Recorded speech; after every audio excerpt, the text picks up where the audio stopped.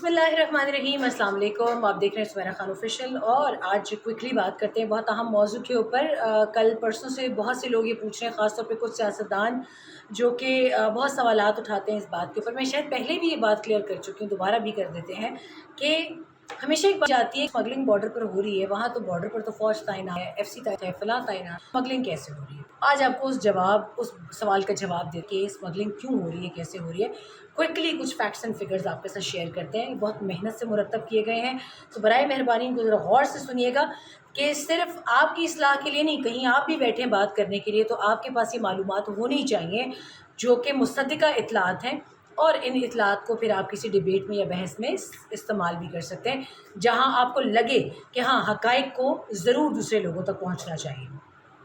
Pak Afghan border پر تقریباً 800 drone سے ہمہ وقت کام کرتے ہیں، جبکہ دیگر سینسرز اور سکیننگ آلات علیحدہ بھی کام کر رہے ہیں، لیکن اس کے باوجود 2640 کلومیٹر طویل بارڈر کی نگرانی محدود انسانی صلاحیتوں کے ساتھ ممکن نہیں ہے۔ اس کے اندر ایک بڑی اچھی مثال امریکہ اور میکسیکو کے بارڈر کی بھی ہے۔ امریکہ ہم سے ٹیکنالوجی کے اندر کسی بھی قسم کی سیکیورٹی ڈومین کے اندر ہر قسم کی صلاحیت میں ہم سے کئی گنا بہتر ہے، کئی سینکڑوں گنا بہتر ہے۔ ہم سے کئی زیادہ مہنگے آلات ان کے پاس ہیں، بارڈر مینجمنٹ کنٹرول کا سسٹم ان کے پاس ہے، ان کے پاس لینڈ پورٹ اتھارٹیز کی بھی ہیں جس کے انڈر اور بھی فورسز ہیں۔ یہاں تو 2 فورسز ہیں، آگے ایف سی ہوتی ہے، اس کے پیچھے ریگولر ٹروپس ہوتی ہیں، لیکن آپ اگر امریکہ چلے جائیں تو وہاں قطار در قطار لیئر آفٹر لیئر وہاں سیکیورٹی فورسز کی ہے، اور صرف بارڈر کی سیکیورٹی کے اوپر بہت سی لیئرز ہیں ان کے سیکیورٹی پرسنل کی۔ باقی ملک میں تو آپ چھوڑ دیں، ہوم لینڈ سیکیورٹی اپنا کام کرتی ہے، وہاں پی سی آئی اپنا کام کرتی ہے، ایف بی آئی اپنا کام کرتی ہے، پھر ان کے اپنے باقی تینوں فورسز ہیں، ایئر فورس الگ ہے، نیوی الگ ہے، لینڈ فورسز الگ ہیں، تو یہ ایک لمبی بحث ہے۔ پاکستان کے حوالے سے اب آپ کو بتائیں، پاکستان اور افغانستان کا بارڈر دنیا کا مشکل ترین بارڈر ہے، پلس اس کے اوپر سافٹ بارڈر ہے، یعنی عرصہ دراز سے پچھلے کئی سال سے، یہ ہارڈلی یہ پہلا سال ہے کہ یہاں پہ 1 ڈاکیومنٹ رجیم کا نفاذ کیا گیا ہے، سختی کی گئی ہے، تو اسمگلرز بلبلا اٹھے ہیں۔ اب وہ کیا کر رہے ہیں کہ وہ سارا ملبہ پیسہ لگایا جا رہا ہے مسلسل اسمگلنگ کا، کالے دھن کا، کہ کسی طریقے سے اس تمام تر آپریشن کو جو کہ اسمگلنگ کے خلاف، اللیگل اسپیکٹرم کے خلاف کریک ڈاؤن ہے، تو میڈیا، سوشل میڈیا میں بھی پیسہ ڈالا جائے تاکہ اس چیز کو متنازع بنایا جائے، اس کا ملبہ فوج پہ ڈالا جائے کہ وہ اسمگلنگ کو روکنے میں ناکام کیوں ہے، تو یہ اس کا جواب ہے۔ دنیا میں کوئی بھی فوج اتنے طویل بارڈر کی ہمہ وقت نگرانی نہیں کر سکتی۔ بارڈر پار در اندازی ہمیشہ تبھی ممکن ہوتی ہے جب لوکلی جو اپنے لوگ ہوتے ہیں، عناصر کے ساتھ مل کر لوگ سرحدوں کی نگرانی کرتے ہیں، اور اس کو روکنے کے لیے جامع سفارت کاری اور سرحدوں کی نگرانی، ساتھ سرحدی صوبوں کو حکومتی سطح پر اپنی استعداد کار مزید بہتر بنانے کی ضرورت ہوتی ہے۔ مزید چیک پوسٹیں اور انٹیلیجنس بیورو کا مربوط نظام کار اس سلسلے میں مزید فعال کردار ادا کر سکتا ہے۔ مرکزی حکومت کی ذمہ داری اس سلسلے میں دفاع کے دوسرے درجے پر لاگو ہوتی ہے، جس میں وزارت داخلہ کے ماتحت رینجرز اور دوسری سول فورسز کا کردار ہے، جبکہ فوج کا کردار دفاعی لحاظ سے آخری درجے کا ہے، جیسے میں نے ابھی کہا کہ فوج کا کردار بعد میں آتا ہے، جس کے ذمے باقاعدہ فوجی آپریشن ہے، اور آپریشن کے بعد دوبارہ صوبائی حکومت پر ذمہ داری عائد ہوتی ہے کہ وہ تمام تر کلیئر کردہ علاقوں میں اپنے نظام کو، اپنے حکومتی ڈھانچے کو تشکیل دے، نظام کو باقاعدہ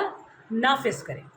بدقسمتی سے صوبائی حکومتیں اس سلسلے میں اپنا کردار نہ صرف پہلے ادا کرتی تھیں، نہ اب ادا کرنے کا ان کا ارادہ ہے، اور جب آپریشن عزم استحکام کا اعلان ہوا تو وہی کرمنل مافیا جو صوبائی حکومتوں میں بھی بیٹھے ہیں، پارلیمنٹ میں بیٹھے ہیں، ان کی اب دم پر پاؤں آ چکا ہے۔ انہوں نے اب وہی عناصر کے ساتھ مل کے، کیونکہ اس وقت کرائم اور دہشت گردی دونوں فیکٹرز مل چکے ہیں، مجرم اور دہشت گرد پہلے الگ تھے، اب جڑ چکے ہیں، اور دونوں کا مفاد اس میں ہے کہ اسمگلنگ جاری و ساری رہے، پاکستان سافٹ اسٹیٹ رہے۔ اب آگے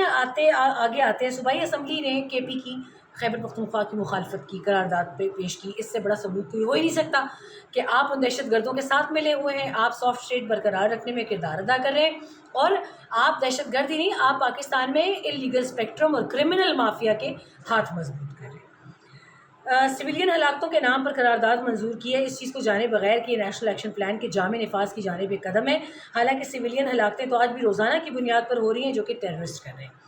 DGISPR نے اپنی پریس کانفرنس میں بتایا کہ سیکیورٹی فورسز اب تک تقریباً 22,000 سے زیادہ آپریشنز کر چکی ہیں اور روزانہ کی بنیاد پر 112 انٹیلیجنس بنیادوں پر آپریشن کیے جاتے ہیں، لیکن عدالتی سطح پر سزاؤں کی شرح نہ ہونے کے برابر ہے۔ دہشت گردی فوج کا مسئلہ نہیں ہے بلکہ پوری قوم کا مسئلہ ہے، جس میں تمام صوبائی حکومتوں کا تعاون درکار ہوگا۔ اور اس کے بعد ایک آپ کو بری خبر بھی سناتے ہیں، وہ میں اینڈ میں رکھتی ہوں تاکہ آپ کو اندازہ ہو کہ ملک میں موجود یہ عناصر جو دہشت گردوں اور مجرموں کے ہاتھ مضبوط کر رہے ہیں، ان کے ارادے خطرناک ہیں، نیک نہیں ہے۔ اب ان کا مکمل ارادہ ہے ملک کو انارکی اور امن سبوتاش کرنے کی طرف لے کر جانا ہے۔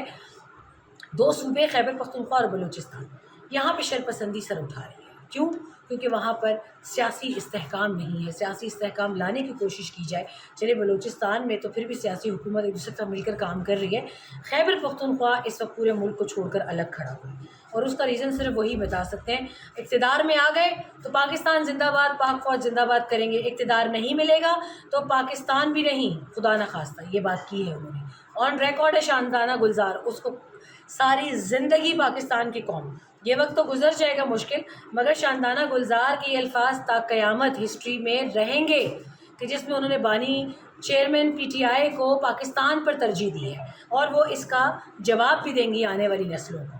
آپ کے بانی صاحب خود تو معافی مانگ کے حالات اپنے ٹھیک کر لیں گے، آپ لوگ کہاں جائیں گے؟ ہم تو آپ سے سوال پوچھیں گے تب۔ یہی وجہ ہے کہ میں کسی سیاسی پارٹی کے ساتھ کبھی بھی اپنی ایفیلیشن نہیں رکھتی، اور نہ رکھنی چاہیے۔ یہ آج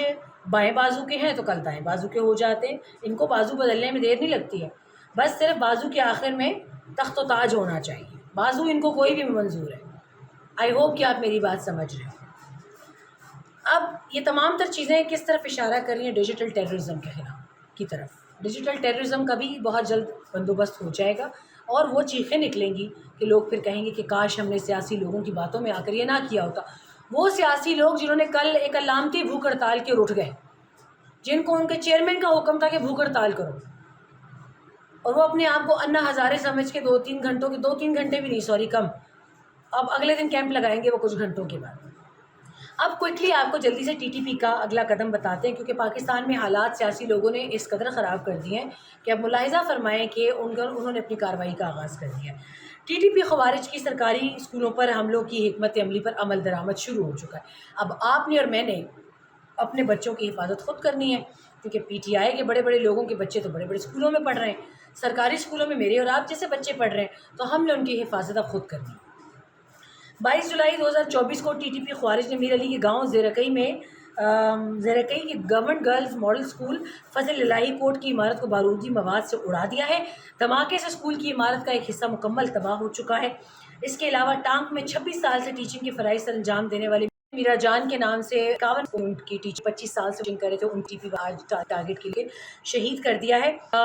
خوارج نے اسکولوں اور سرکاری عمارتوں کو نشانہ بنانا اور ٹیچرز کی ٹارگٹ کلنگ ظاہر کرے کہ نور ولی محسود کی حالیہ خفیہ کال پر عمل درآمد شروع ہو چکا ہے۔ اس تک بھی نہیں پتا تھا کہ شروع ہوگی۔ TTP پر خوارج نے نام شریف پاکستان تب نہیں اٹھا، اور انہوں نے پہلا اٹھا دمنی پھینک کے لیے لوگوں میں خوف و ہراس آ رہے ہیں، اور پنڈا کے ذریعے پاکستان عوام کو نشانی بنے۔ دوسری جانب وہ کلنگز کے نعرہ کشی اختیار لیتے ہیں۔ حالیہ ڈیم کے علاقے کوریش موزئی میں بھی دیکھا کہ پولیس اٹیک پولیس کو مارا، سو روانود کے سر حملے کرنا، یہ ان کی نئی جو ہے وہ عملی ہے، اور جس کان پچھلے دنوں نور ولی محسود کی فون کال میں کہا جا سکتا ہے۔ افغان تعلق کے انتہا پر نظریات کے حقوق خصوصاً تعلیم کو نشانہ بنانا ثبوت ہے کہ TTP اور TTA جو کہ افغانستان میں ہے ایک ہی سکے کے دو رخ ہیں۔ خواتین کو تعلیم سے کر گیا ہے۔ یہ تیسرا خیبر پختونخوا میں بدامنی پھیلانے کے اس منصوبے کے ذمہ داران میں وہ تمام عناصر شامل ہیں جو آپریشن عزم اسلام کے خلاف ہیں، اور اس کے اندر میں برملا گی آج جو پارلیمنٹیرینز ہیں، خواہ وہ KP کے ہیں یا KP سے تعلق رکھنے والے وفاقی حکومت کے اندر ہیں، ان کو کل کو اپنی نسلوں کو یہ جواب دینا ہوگا کہ وہ انہوں نے ایک اس فل تھروٹل جو کہ ملٹری آپریشن تو نہیں ہے نا اس میں پلے، مگر اس کے خلاف پروپیگنڈا ویسے ہی کیا جا رہا ہے۔ اس کے اندر ایک ری وائٹلائزڈ، ایک ری انویگوریٹڈ پورا جامع پلان ہے کہ ماضی کے تمام آپریشنز کو دیکھتے ہوئے ان کے نتائج کے ساتھ سنکرن کے ساتھ کس طریقے سے پورے پاکستان میں بقیہ ماندہ جو دہشت گرد ہیں ان کو ختم کرنا ہے۔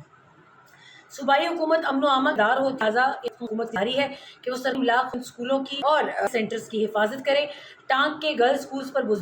بزدلانہ دہشت گرد حملے اور معصوم ضعیف ٹیچر کے قتل میں خارجی نور ولی محسود ملوث ہیں، یہ ثابت ہو چکا ہے۔ نور ولی محسود افغان طالبان کے زیر سایہ اپنے مکروہ منصوبوں پر عمل پیرا ہے۔ ایسے حملے کے ذمہ داروں کو فوری طور پر قانون کے شکنجے میں لایا جائے۔ کون لائے گا؟ وہ جنہوں نے اس دن بنوں کے واقعے کو ملٹری کے اوپر ملبہ ڈالنے کی کوشش کی، آپ ان سے میرا نہیں خیال، لیکن عوام اگر چاہیں گے تو عوام ان کو ضرور کٹہرے میں کھڑا کر سکتے ہیں، کیونکہ عوام کے جذبات کے سامنے بند باندھنا یقیناً ناممکن ہے، اور وہ میں ہر لحاظ سے کہتی ہوں کہ میں اس کو انڈورس کرتی ہوں، مگر اب کے پی کے عوام کو اس اندھیرے سے نکلنا پڑے گا۔ یہ تمام تر فیصلہ آپ پہ چھوڑتے ہیں، اگلے بلاگ میں ملاقات ہوتی ہے دوبارہ، لیکن بلوچستان کے حوالے سے بات کریں گے۔ اپنا خیال رکھیے گا۔